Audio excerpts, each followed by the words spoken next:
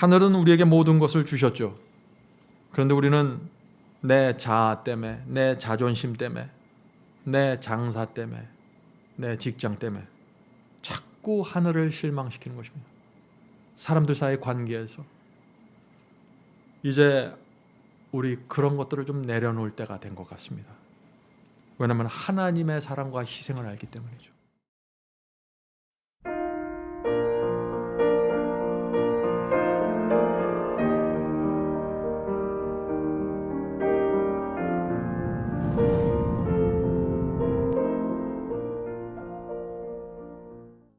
오늘 우리는 온 하늘이 어디에 초점을 맞추고 지금 역사하고 있는지 좀 살펴보려고 합니다. 아담과 하와가 범죄한 이후 온 하늘은 잃어버린 양을 위해서 모든 것을 쏟아붓고 있는 것입니다. 하나님과 그리스도 성령께서 그리고 온 하늘의 천사들이 우리를 구원하기 위하여 총동원되어 있습니다. 여러분 그 사실을 아십니까? 그런데 사탄과 악령도 마찬가지입니다. 그들이 할 수 있는 것을 모두 쏟아부어서 우리를 미혹하고 멸망으로 끌고 가고 있는 것입니다. 성도 여러분, 이것이 현실입니다. 이것이 하나님과 사탄 사이의 전쟁입니다. 믿는다고 해서 모두 구원받을 수 있는 상황이 아닙니다. 한번 예수 믿고 거듭났다고 구원이 개런티 된다고 생각하는 것은 너무나 상황을 몰라도 정말 모르는 것입니다. 지난 2000년 동안 기독교회가 믿는 모든 교리마다 사탄의 공격이 들어왔습니다. 수천만 명의 성도들이 순교당했습니다. 하나님과 성도들이 피가 흘려졌습니다. 치열한 전쟁이 이루어지고 있는 것입니다. 우리가 그런데 이 전쟁을 모르면은 성경의 초점을 잃어버리게 되는 것입니다. 자, 그렇다면은 이 치열한 전쟁 속에서 하나님께서 가장 원하고 기뻐하시는 것이 무엇인지 우리가 좀 살펴볼 필요가 있겠죠. 하나님께서 무엇을 가장 기뻐하실까요? 이것이 오늘 제가 나눌 말씀의 주제입니다. 그것은 사탄에게 빼앗겼던 영혼을 되찾아오는 것입니다. 잃어버렸던 양을 찾아오는 것입니다. 그것이 하나님의 가장 큰 기쁨이 되는 것입니다. 자, 잃어버린 양을 찾았을 때 하늘에서 어떤 일이 생기는지 성경은 그것을 말하고 있죠. 예수님의 말씀 보죠. 누가복음 15장 4절부터 7절입니다. 누가복음 15장 4절부터 7절. 너 중에 어느 사람이 양 100마리가 있는데 그 중에 하나를 잃으면 99마리를 들에 두고 그 잃은 것을 찾도록 찾아다니지 아니하느냐. 또 찾은즉, 자, 잃은 양을 찾는 목자의 모습이 지금 나오는 것입니다. 자, 그 모습이 어떨까요? 또 찾은즉 즐거워 어깨에 메고 집에 와서 그 벗과 이웃을 불러 모으고 말하되 나와 함께 즐기자. 나의 잃은 양을 찾아노라 하리라. 내가 너희에게 이와 같이 죄인 하나가 회개하면 하늘에서는 회개할 것이 없는 의인 99을 인하여 기뻐하는 것보다 더하리라. 여러분 이 말씀을 잘 아시죠? 성도 여러분, 이 목자는 99마리의 양이 우리 안에 있을지라도 무엇을 찾아요? 그 잃어버린 한 마리 양을 잊지 못하는 것입니다. 그래서 밤새 이 목자가 밖에 나가서 잃은 양을 찾아서 헤매는 것입니다. 이 골짜기 저 골짜기 다니면서 말이죠. 이 목자는 양이 늑대에게 잡혀 먹히기 전에 그 양을 발견해야 되는 것입니다. 그래서 마음이 초조한 것이죠. 그래서 위험을 무릅쓰고 밤길을 떠난다 하는 것입니다. 자, 여기서 제가 질문을 하나 드리겠습니다. 잃어버린 양이 어떻게 목자를 만나게 될까요? 길을 잃어버려서 지금 계곡을 헤매고 있는데 이 양이 어떻게 목자를 만나서 구원받게 될까요? 하는 질문입니다. 이 양이 혼자서 내비게이터를 사용해서 목자를 찾아올까요? 물론 그것은 아니죠. 제가 한 말씀을 좀 읽어보도록 하겠습니다. 예수님의 비유 이야기 188, 189 페이지에 있는 말씀인데 참 감동적인 말씀입니다. 목자는 잃어버린 양 한 마리를 찾기 위하여 온갖 노력을 다한다. 자, 찾는 노력은 누가 하는 것이에요? 목자가 하는 것입니다. 양은 아무리 밟아놓쳐도 스스로의 힘으로는 돌아올 수 없습니다. 왜 그럴까요? 돌아오는 길을 모르는 것입니다. 그래서 목자가 어두운 밤에 등불을 켜고 나가서 잃어버린 양을 찾는다 하는 것입니다. 자, 계속해서 읽어보죠. 멀리서 들려오는 희미한 양의 울음소리를 처음으로 들었을 때 목자는 귀를 기울인다. 자, 여기서 양이 희미하게 우는데 그 울음소리가 처음 들려올 때 목사는 그 울음소리를 즉시 알아챈다는 것입니다. 자, 양이 할 수 있는 오직 한 가지가 무엇이에요? 그러면 우는 것입니다. 목자님, 내가 여기 있습니다. 살려주세요. 이것이 양이 할 수 있는 유일한 노력입니다. 그때 이 목자의 귀가 열려서 그 음성을 금방 붙잡는다 하는 것입니다. 성도 여러분, 우리가 두려워서 울고 있을 때, 외로워서 울고 있을 때 하늘 목자장께서 우리의 소리를 즉시로 듣습니다. 양이 소리치고 울어야 됩니다. 그래야 목자가 찾아올 수 있는 것입니다. 그런데 어떤 양들은 어떡합니까? 길을 잃어버렸는데 울지 않는 것입니다. 오늘 많은 사람들이 잃어버림을 당했는데 울지 않는 것입니다. 그런 양들은 깊은 계곡에서 빠져나올 수 없는 것이죠. 자, 그런데 어떤 양들이 울까요? 어떤 양들이? 간절한 양들이 우는 것입니다.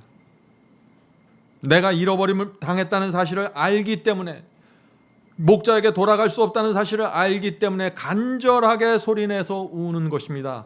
바로 여기에 라오디게아 교회의 문제가 있는 것입니다. 어떤 문제일까요? 나는 부자라 부여해서 부족함이 없다고 생각하는 것입니다. 대부분의 교인들이 그렇게 생각하는 것입니다. 그래서 울지 않는 것입니다. 나는 구원받았다고 생각하는 것이죠. 나는 흰 옷을 입었다고 생각하는 것입니다. 그래서 간절함이 없어서 울지 않는 것입니다.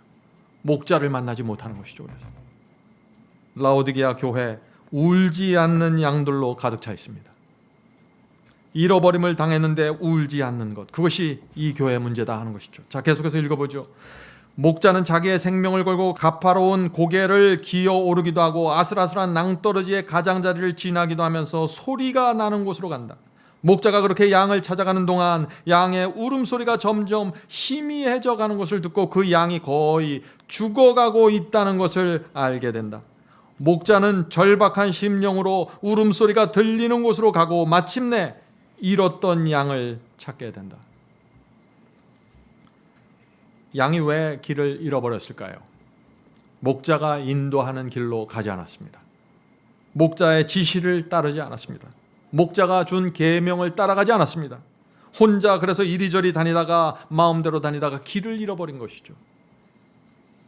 자, 그런데 이 목자가 천신만고 끝에 그 잃어버린 양을 찾게 되는데 그때 이 목자의 태도가 어땠을까요? 어떨까요?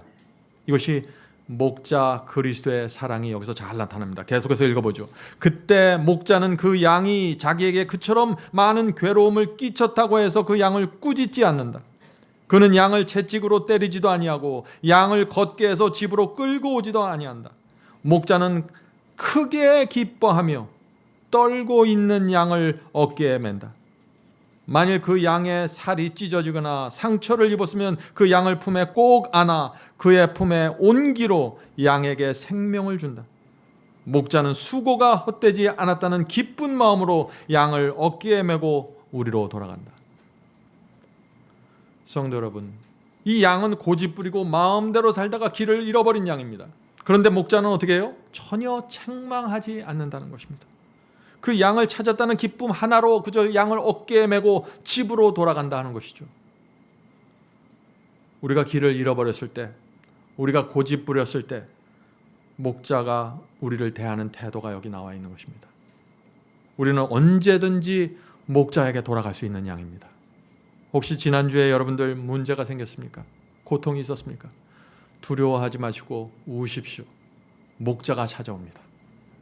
그분께서 우리를 어깨에 매 주실 것입니다. 자, 계속해서 읽어보죠. 이 비유 속에는 하나님의 우리에서 벗어난 양이 비록 한 마리일지라도 못 본 채 하여 버려두거나 방임하지 않는다는 하나님의 보증이 있다. 낙심하는 자들이여, 비록 그대가 아무리 악한 일을 했을지라도 용기를 잃지 마라. 혹시 하나님께서 내 죄를 용서해 주지 않으면 어떻게 하나라는 의심을 하지 마라. 하나님께서 나 같은 죄인을 용납해 주실까라는 의혹을 갖지 말라. 하나님께서는 우리를 구원하기 위하여 내가 요청하기도 전에 먼저 길을 나서셨다. 우리가 잊지 말아야 됩니다. 어린 양이 울기 전에 이미 목자가 길을 나서는 것입니다.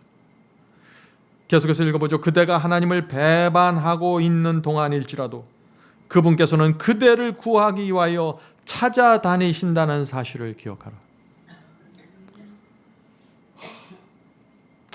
성도 여러분, 우리가 이 말씀을 기억하면은, 하나님의 이런 사랑과 은혜를 생각하면은 우리가 마음을 열게 됩니다.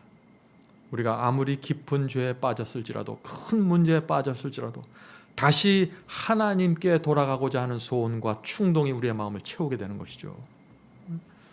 자, 계속해서 읽어보죠. 하나님께서는 목자와 같은 측은한 마음을 가지고 99마리를 뒤에 남겨두고 잃어버린 양을 찾기 위하여 들로 나가셨다. 그분은 당신의 사랑의 팔로 터지고 상하여 거의 죽게 된 영혼을 안아서 몹시 즐거워하여 안전한 울타리 안으로 돌아가신다. 이 잃어버린 양은요, 거의 죽게 된 양입니다. 마지막 순간에 구원을 받게 되는 것이죠. 계속해서 읽어보죠. 그리스도께서 잃은 양의 비유를 통해 가르치고자 하는 것은, 구원은 우리가 하나님을 찾아감으로 얻는 것이 아니라 하나님이 우리를 찾아오심으로써 얻는다는 점이다. 깨닫는 사람도 없고 하나님을 찾는 사람도 없고 다 곁길로 나갔다고 하셨다. 하나님께서 우리를 사랑하도록 만들기 위하여 우리가 회개하는 것이 아니라, 이것은 굉장히 중요한 말씀입니다.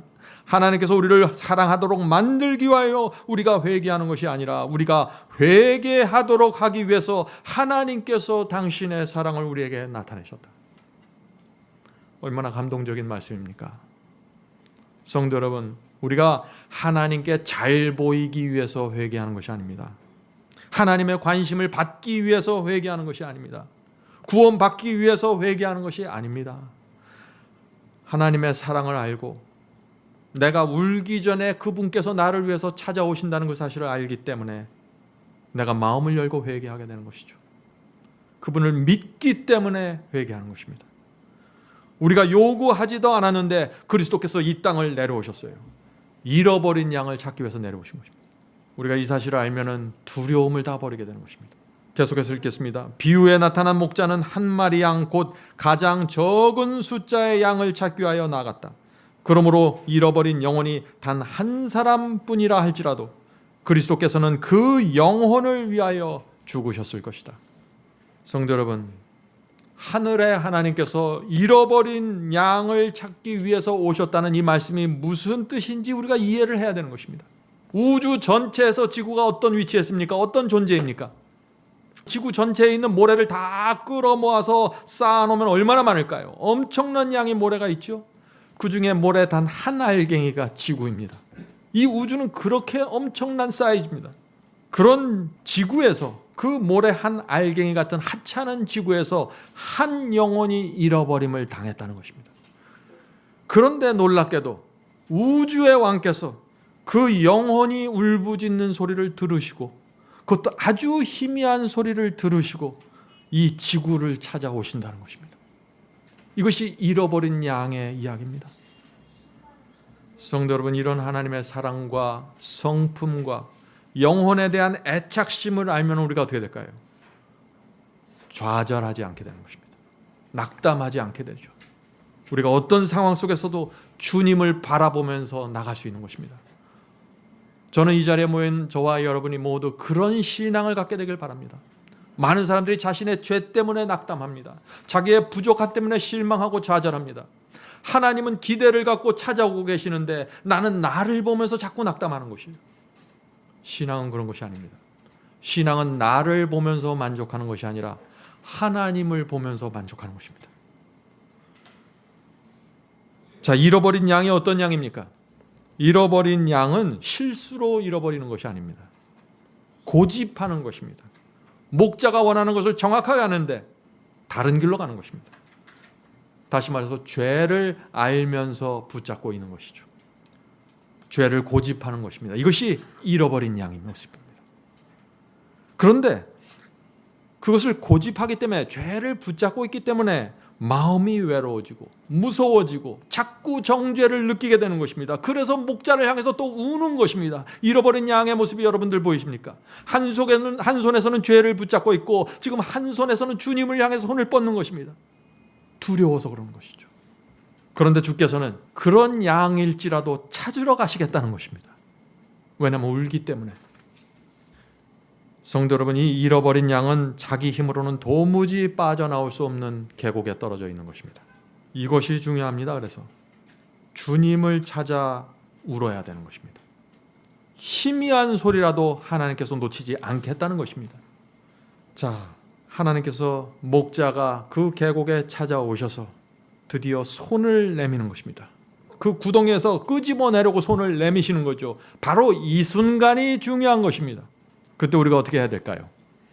온 힘을 다해 목자의 손을 잡아야 됩니다. 성령께서 내 속에서 호소하실 때 그것을 붙잡아야 합니다.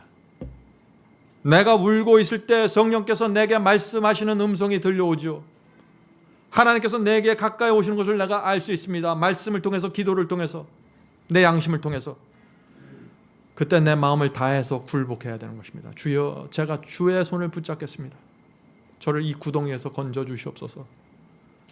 저의 이 죄된 감정 속에서, 저의 죄의 이 악한 선택 속에서, 이 성향 속에서 저를 건져 주시옵소서. 그것이 구덩이에서 빠져나올 수 있는 길입니다. 예수께서는 잃어버린 동전의 비유를 또 말씀하셨죠. 자, 이 말씀에 나오는 하나님의 모습을 또 잘 보시기 바랍니다. 제가 오늘 하나님의 모습을 좀 보여드리려고 애쓰는 것입니다.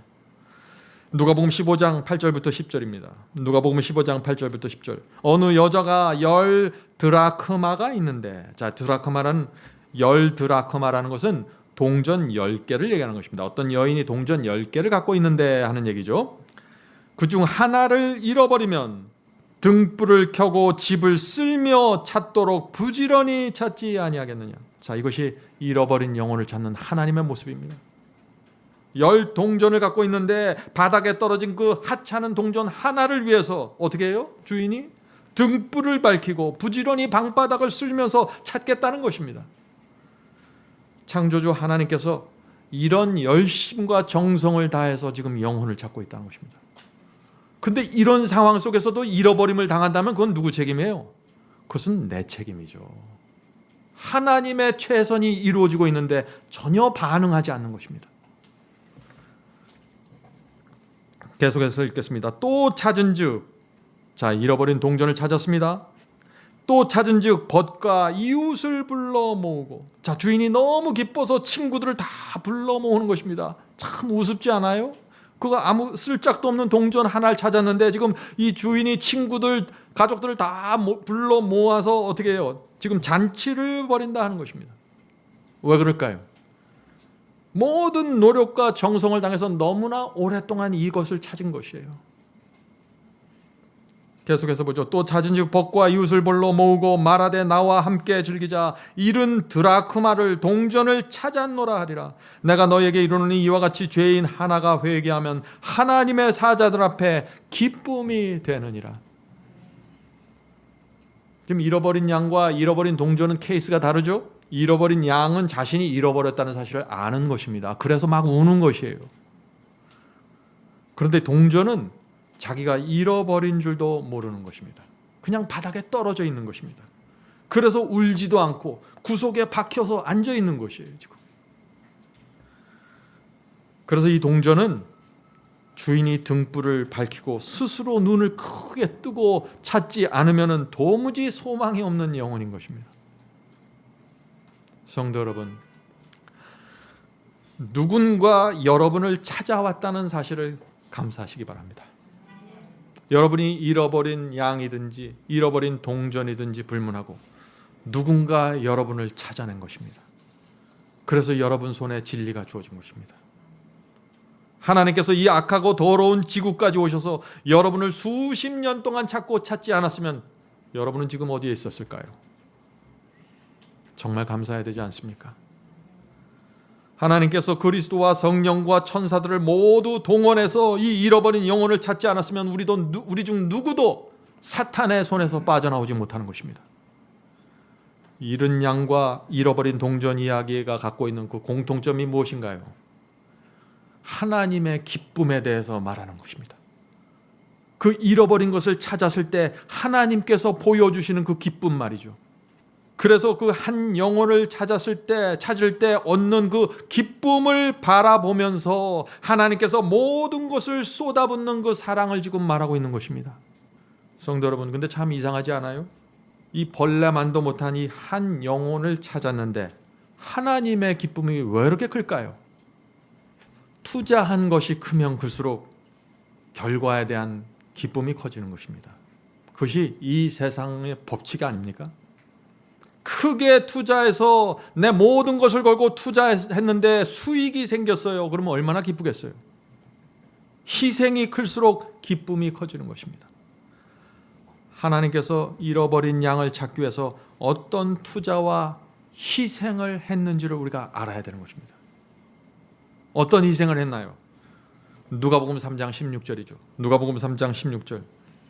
하나님이 세상을 이처럼 사랑하사 독생자를 주셨으니 이는 저를 믿는 자마다 멸망치 않고 영생을 얻게 하려 하심이니라. 하나님께서 우리를 위해서 하나밖에 없는 아들을 주신 것입니다. 창조주의 아들이 우리를 구원하기 위해서 인간으로 되셔서 성육신 하셔서 이 땅에 내려오셨다는 것이죠. 우리가 이 사실을 마음속에 한번 상상해 보세요. 하나님과 그리스도와 성령께서 온 하늘이 엄청난 결정을 한 것입니다. 사탄과의 전쟁에서 지금 그리스도께서 이 땅에 내려가면 온갖 치욕을 당해야 되는데 결국 십자가에 달려 죽어야 하는데 하늘이 모여서 내려가기로 결정하는 것입니다. 인간을 구원하기 위해서 말이죠. 저와 여러분을 구원하기 위해서. 왜 하늘이 그런 결정을 해야만 했을까요? 다른 이유가 아무것도 없습니다. 그냥 우리를 사랑하기 때문입니다. 우리와 함께 영원히 교제 나누기 원하는 것입니다. 우리가 사탄에게 끌려다니면서 고통당하는 것을 볼 수 없다는 것입니다. 그래서 하늘이 결정을 하는 것입니다. 우리를 구원하지 않고서는 온 하늘이 편치가 않는 것입니다. 성도는 그걸 이해하십니까? 하늘은 마음이 편하지 않아요, 지금. 우리가 이런 하늘의 분위기를 알면은 우리의 마음에 평안이 생기는 것입니다. 불안하지 않죠. 성도 여러분, 염려하지 마십시오. 여러분을 구원할 때까지 하늘은 쉴 수가 없는 것입니다. 우리를 결코 포기할 수 없는 세 분 하나님이 계시기 때문에 그런 것이에요. 세상에 이런 사랑이 어디 있을까요? 이런 사랑이 있는데 그리스도인들이 너무 무덤덤한 거 아닙니까? 그분의 사랑 앞에서 너무 마음이 냉랭한 건 아닙니까? 성도 여러분, 이제 하나님께 여러분의 사랑을, 여러분의 감사를 좀 표현하시기 바랍니다. 그리스도의 희생에 대해서 생각해 보아야 합니다. 온 하늘이 내린 결정, 그 엄청난 결정을 여러분들 생각하셔야 되는 것입니다. 자, 하나님께서는, 그리스도께서는 자신이 내린 결정을 이렇게 얘기합니다. 요한복음 10장 17절 18절입니다. 아버지께서 나를 사랑하시는 것은 내가 다시 목숨을 얻기 위하여 목숨을 버림이라. 이를 내게서 빼앗는 자가 있는 것이 아니라 내가 스스로 버리느니라. 성도 여러분, 그리스도께서 스스로 버린 것입니다. 예수께서 누군가에 떠밀려서 이 땅에 내려온 것이 아닙니다. 누구의 눈치를 봐서 할 수 없이 내려온 것이 아니에요. 스스로 목숨을 버리기 위해서 이 땅에 내려오셨어요. 우리가 이 사랑을 어떻게 받아들여야 할까요? 이것을 알면은 이 속에서 구원이 이루어져 버리는 것입니다. 내가 가야 될 길이 보이고, 내가 무슨 말씀을 따라가야 될지가 보이는 것입니다. 내가 어떤 설교를 붙잡아야 될지가 보이는 것입니다. 이 사랑을 알면 말이죠. 제가 질문을 하나 드리겠습니다. 한 영혼을 구원했을 뿐인데 왜 온 하늘이 잔치를 벌이고 기뻐할까요? 왜 온 하늘이 천사들이 다 모여서 잔치를 벌일까요? 너무나 큰 희생과 노력이 퍼부어졌기 때문이죠. 노력과 희생이 없는 이익에는 별로 감동이 없습니다. 여러분의 신앙, 저의 신앙도 마찬가지입니다.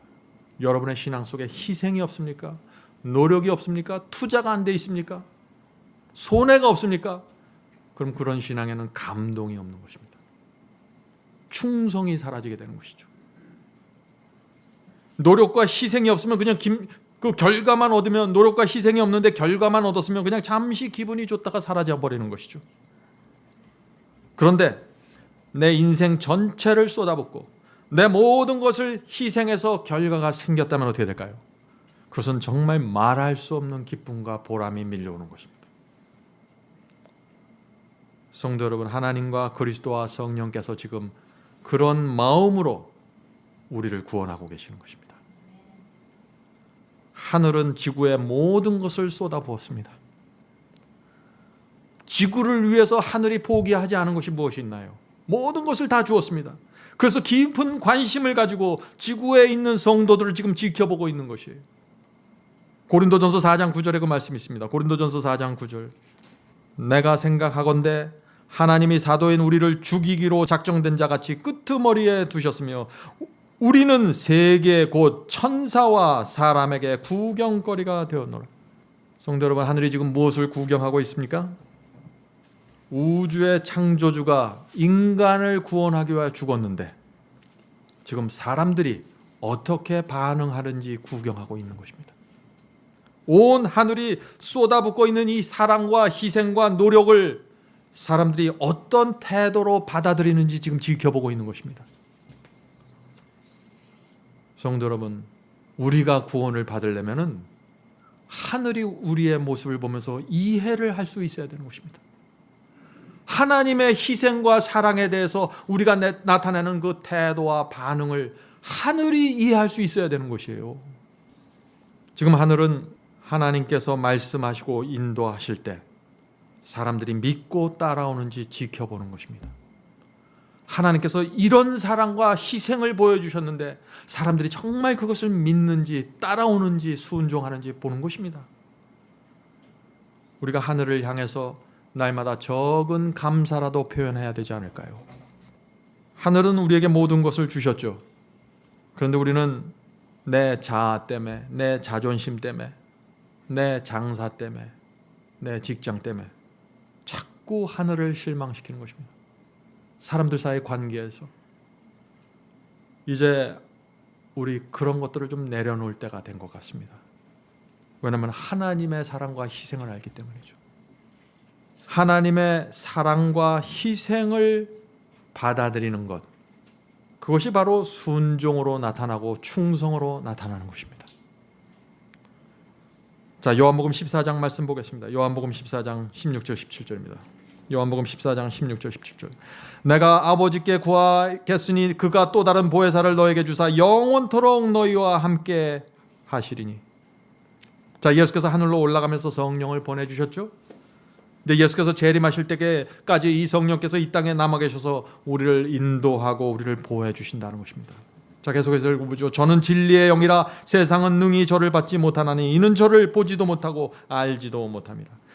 그러나 너희는 저를 아나니 저는 성령은 너희와 함께 거하시며 또 너희 속에 계시겠습니다. 지금 성령께서 어디에 계시다는 것입니까? 예수께서 오실 때까지 우리와 함께 계시고 우리 속에 계시겠다는 것입니다. 이 말씀이 무슨 뜻일까요? 엄청난 얘기 아닙니까? 성령이 누구예요? 세 분 하나님 중에 한 분입니다. 이 세상을 창조하실 때 같이 계셨던 분이세요. 그분 하나님께서 지금 우리 속에 개인적으로 들어오셔서 나에게 개인적으로 무엇이 진리인지 알려주겠다는 것입니다. 무엇이 의의 길이고 무엇이 좁은 길인지 나에게 개인적으로 얘기해 주시겠다는 것이에요. 왜 그럴까요? 나를 구원하기 위해서요. 하늘까지 인도하기 위해서 내 곁을 떠나지 않겠다는 것입니다. 얼마나 감사합니까? 성령의 음성이 들려올 때 감사하시기 바랍니다. 내가 결코 길을 잃어버리지 않도록 도와주기 위해서 개인적으로 내게 오시는 것입니다.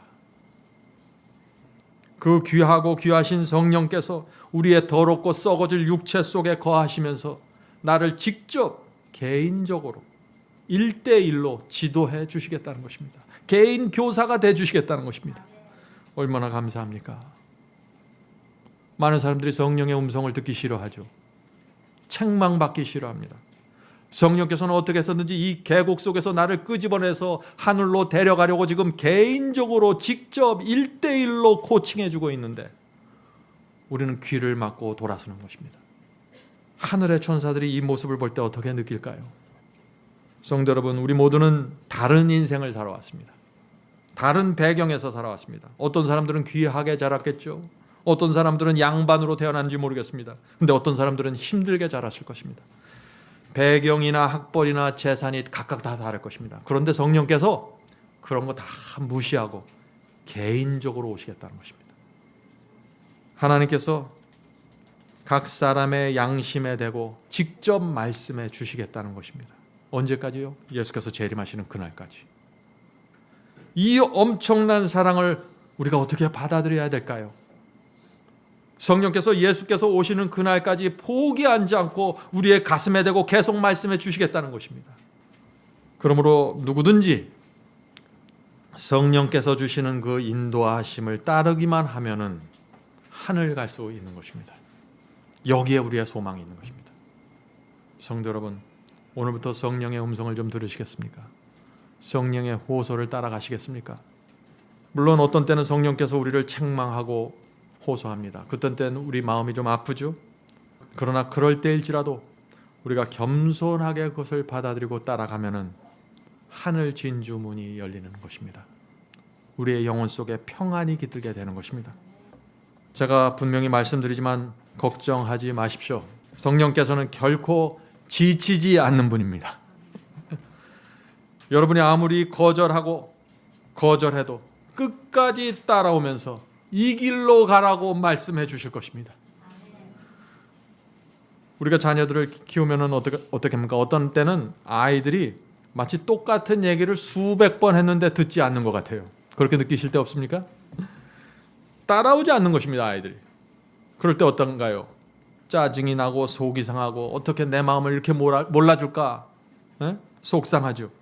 도대체 내가 몇 번을 더 말해야 이 아이가 말귀를 알아듣겠는가 하는 말이 이렇게 튀어나올 수도 있죠. 근데 우리 그런 모습을 보면서 성령께서 우리 속에 또 이런 말씀을 하시는 것입니다. 이제 내 마음을 알겠니? 내가 너에게 얼마나 많이 얘기했고 얼마나 자주 보여주었는데 너는 내 말을 그렇게 무시하고 있니? 얼마나 자주 네 마음대로 했니? 순종할 것처럼 보였는데 금방 마음을 바꾼 적이 한두 번이 아니지 않냐? 그러나 나는 너를 포기하지 않는다. 우리는 성령의 인내를 생각해 보아야 합니다. 여러분이 어떤 인생을 살아오셨는지 모르지만은 성령께서 여러분의 인생 속에 깊이 관여해 오셨습니다. 여러분이 태어나는 그때부터 말이죠. 여러분은 어떻게 해서든지 하나님과 진리로 인도하기 위해서 끊임없이 역사에 오셨다는 사실을 잊지 말아야 됩니다. 우리가 고집 피우고 억지 부리면서 어떻게 해서든지 진리를 피하기 위해서 애쓸 때 성령께서는 우리를 포기하지 않았습니다. 우리가 어떻게 해서든지 진리를 젖혀두고 성경의 다른 말씀을 갖져다가 내 자신의 양심을 위로하려고 애쓸 때일지라도 성령께서는 내 위선을 책망하기보단 나를 구원하기 위해서 노력하셨습니다. 내가 이리저리 잔꾀를 부릴 때라도 성령께서는 우리를 포기하지 않는 것입니다. 그것이 성령의 사랑입니다. 성령께서 끊임없이 우리를 부르셨고 이끄셨고 우우셨습니다. 성령께서 할 수 있는 모든 것을 다해서 우리의 마음을 두드렸습니다. 그래서 우리가 저와 여러분이 여기까지 오게 된 것입니다. 그러므로 이제 우리가 그만 저항해야 됩니다. 성령을 밀어내지 말아야 됩니다. 더 이상 우리가 성령을 향해서 이런 말 하지 말아야 됩니다.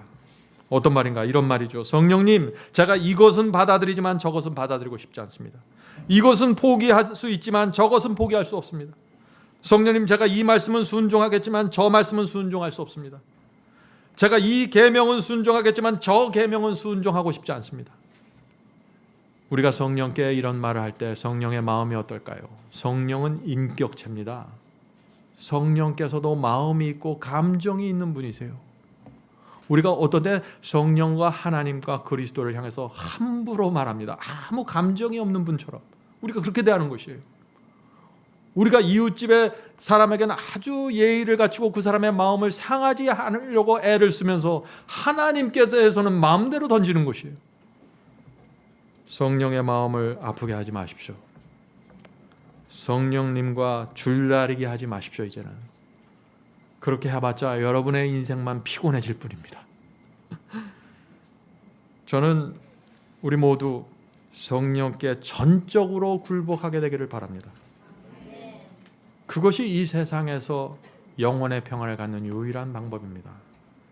성령께서 주시는 그 평안, 여러분 원하지 않습니까? 자, 하나님께서 우리를 위해서 당신의 아들을 죽이셨죠. 하나님께서 성령을 또 보내주셔서 우리의 마음을 계속해서 이끌어가고 계십니다. 왜 하나님께서 그런 희생과 그런 노력과 그런 투자를 계속하고 계실까요? 이유는 하나죠. 우리를 하늘 데려가기 위해서 하는 것입니다.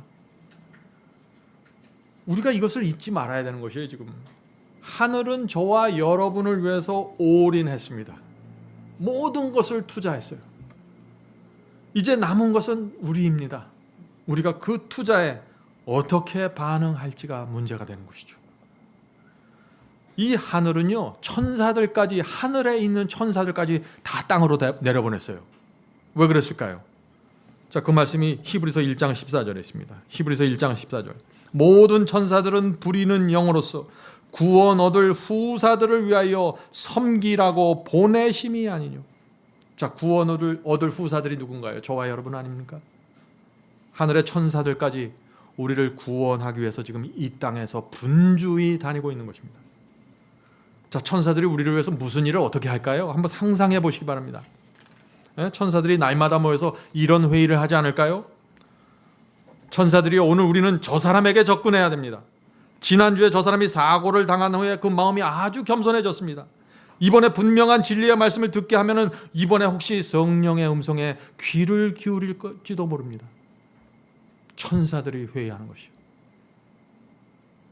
천사들이 오늘 설교를 듣는 여러분의 표정을 살필지도 모릅니다. 여러분의 표정을 보면서 이렇게 말할 것입니다. 저 사람은 설교를 들을 때 항상 졸았는데 이제 그 마음이 겸손해지고 몸에 질병이 생기더니 설교 듣는 표정이 달라졌네. 천사들이 지금 하는 얘기예요. 오랜 세월 동안 저 사람은 하나님의 말씀에 관심이 없었는데 이제 진지해진 것 같습니다. 우리가 다시 저 영혼에게 접근해 봅시다. 이번에는 성령의 호소를 받아들일지 모르니까요. 저 사람의 은혜의 시간이 끝나기 전에 우리가 어떻게 해서든지 구원받을 수 있도록 도와주어야 합니다. 성도 여러분, 이것이 우리 주변에서 날마다 이루어지고 있는 구원의 역사입니다. 우리가 구원을 실제적으로 생각해야 돼요. 어떤 교리를 믿음으로 되는 것이 아닙니다.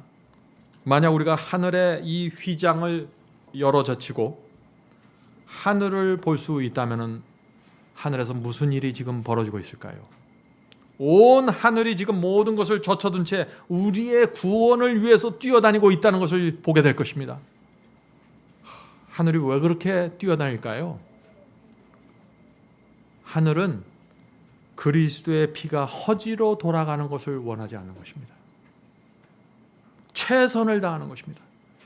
그래서 천사들이 날마다 날개를 펴고 이 땅을 돌아다니면서 펜과 노트를 들고 다니는 것입니다. 그리고 하나님께 가서 이런 질문을 하는 것입니다. 하나님, 우리가 어떻게 하면 저 영혼에게 진리에 대한 관심을 불러일으킬 수 있을까요? 하나님, 다른 방법이 없습니까? 저 사람이 예언학교를 들을 수 있다면 기독교의 깊은 미혹과 어둠을 분명하게 분별할 수 있을 텐데요. 어떻게 하면 저 사람이 진리에 대해서 마음을 열 수 있을까요? 천사들이 모여서 하나님께 이런 도움을 요청하는 그 음성이 들리십니까? 천사들이 모여서 회의할 때 무엇을 가장 강조할까요? 이것을 가장 강조할 것입니다. 우리는 사탄에게 끌려간 영혼들을, 이 잃어버린 영혼들을 반드시 데려와야 합니다. 잃어버린 영혼들을 데려오는 것이 우리가 이 땅에서 일하는 목적입니다. 오늘도 나가서 한 영혼이라도 진리 앞으로 데리고 옵시다. 그렇게 할 수 있다면 하나님께서 얼마나 기뻐하시겠습니까? 우리의 대장 예수께서 저 영혼들을 위해서 피를 뿌리셨는데 우리가 여기서 포기하고 멈출 수 없습니다. 교회 다니고 주님을 믿는다고 하지만 구원을 잃어버린 사람들이 너무나 많이 있습니다. 우리는 그들을 하나님의 편으로 온전히 데려와야 합니다. 그들의 온 마음과 생애를 하나님의 말씀에 굴복할 때까지, 바칠 때까지 우리는 그들을 위해서 일해야 합니다. 그들이 인터넷에서 말씀을 찾으러 다닐 때 정확한 구원의 복음을 접할 수 있게 우리가 옆에서 분위기를 조성하고 도와주어야 합니다. 교회 다니지만 진리를 모르는 사람이 너무나 많이 있습니다. 교인들이 진리와 연결될 수 있도록 우리가 도와줍시다. 성도 여러분, 이것이 하늘이 하고 있는 실제적인 고민입니다. 우리가 하늘의 이런 고민에 같이 협력해서 반응하고 일한다면 하늘이 얼마나 좋아할까요? 온 하늘이 모여서 하늘종을 울리면서 잔치를 벌일 것입니다. 저는 저와 여러분이 우리의 영적인 생활이 실제가 되기를 바라는 것입니다. 성도 여러분, 이제 우리가 남은 생애를 어떻게 살아야 할까요? 우리가 이 시간에 좀 그거를 깊이 생각해 보길 바랍니다. 더 이상 하나님의 노력과 희생을 우리가 모른 척하면 안 되는 것입니다. 천사들의 수고와 노력을 무관심하게 쳐다봐서도 안 됩니다. 더 이상 성령의 호소와 눈물을 외면하지 않게 되길 바랍니다. 지난 수십 년 동안 온 하늘의 존재들이 저와 여러분을 위해서 개인적으로 역사해 왔고 인도해 오셨습니다. 단 하루도 포기하지 않고 실망하지 않고 우리에게 계속해서 다가왔습니다. 자, 그런데 어느 날 한 천사가 우리 중에 어떤 사람을 보았습니다. 우리 중에 어떤 분이 진리에 반응하는 모습을 보기 시작하는 것입니다. 얼마나 기뻤을까요? 수십 년 동안 이 영혼을 인도하기 위해서 한 천사가 붙어서 역사해 왔는데, 시간이 다르고 장소가 다를지라도 온 하늘은 저와 여러분이 지금 말씀에 반응하는, 하나님의 말씀에 반응하는 모습을 지켜보고 있는 것입니다. 거짓을 버리고 진리를 붙잡는 여러분의 모습을 보았습니다.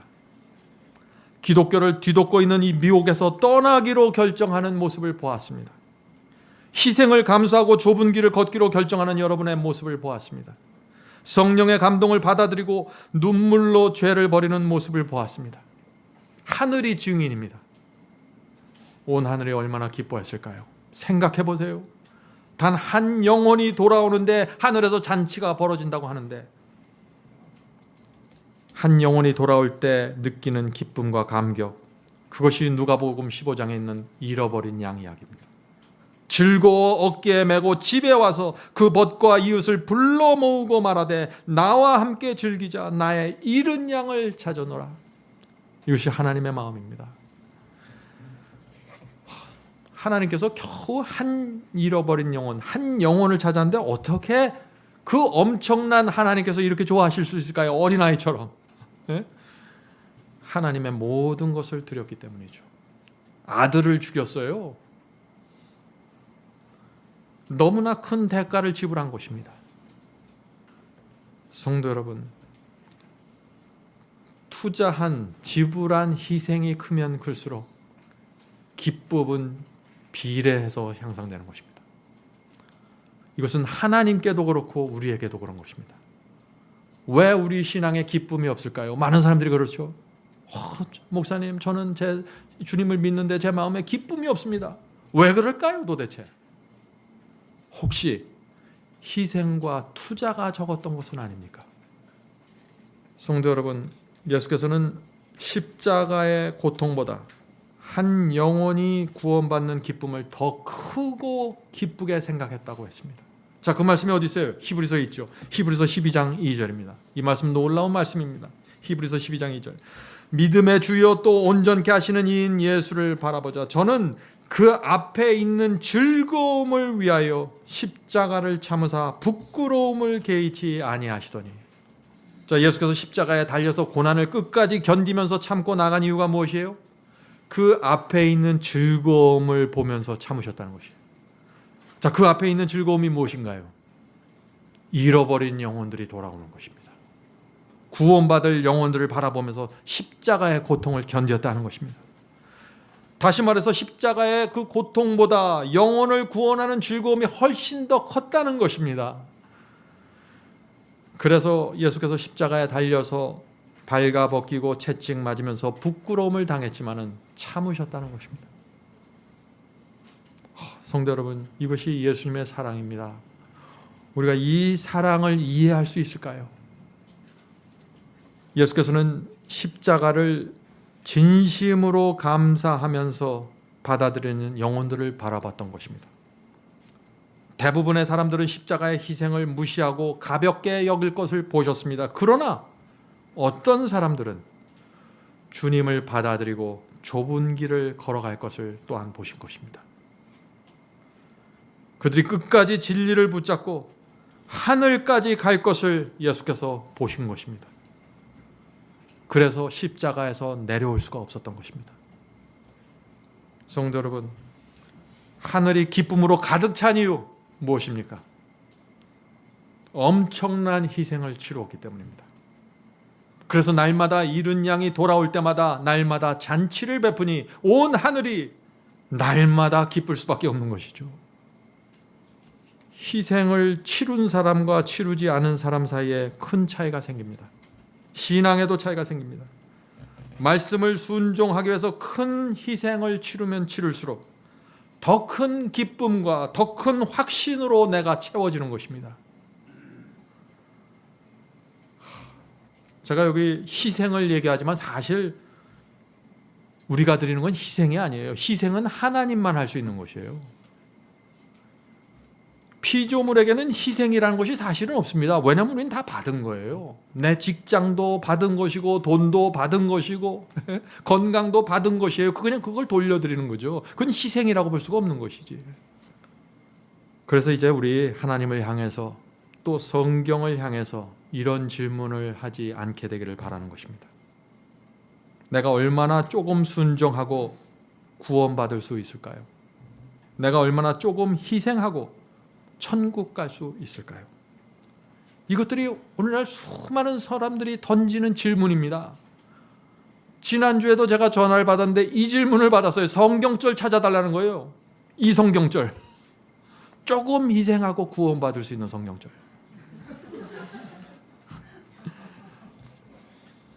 그런 질문들을 천사들이 들으면 어떡할까요? 그런데 참 슬플 거예요. 그죠?